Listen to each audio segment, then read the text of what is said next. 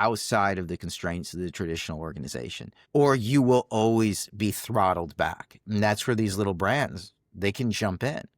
And it's still a great time to be a smaller brand. Everybody's like, it's all figured out. It's not. It It's not isn't. figured out. It's so not. And I'll tell you, anybody that's listening to this, you too can be making a lot of noise with not that crazy investment in dollars and ad tech and martech. This isn't, I mean, this is still possible. Yeah, I'm totally.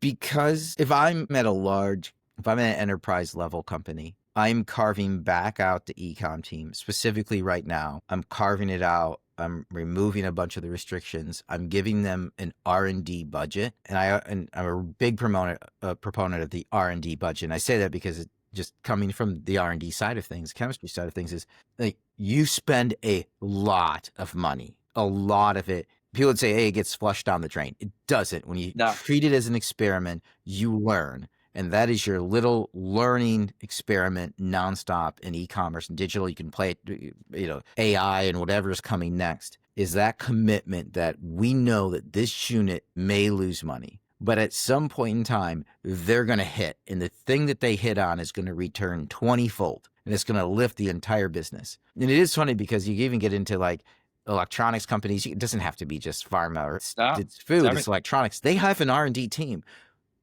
looking at new things, but for some reason their brain breaks or like, we need R&D for the new marketing that's out there. That's the newest things that are coming out. But I'm carving it out, I'm putting it in there, and I'm just basically like, go, just go.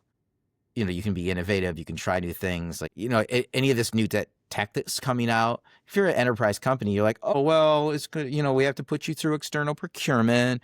We need to make sure you have a Dun & Bradstreet number. You need to be around for a minimum of 2 years. We need to make sure that you're net positive, that you're making your payables. Like, no. Yeah, guess what? I mean, you will literally, the litany you just went through, you've just wrung out all the cool emerging tech completely out of the system.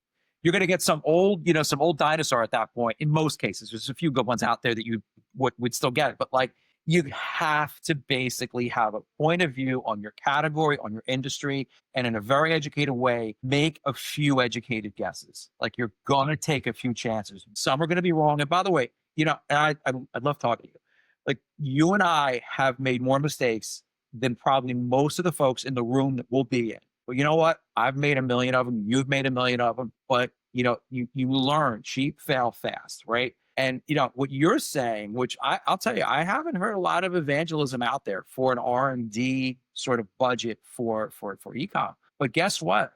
If you have one, that is going to help create really, really cool omni-channel stuff.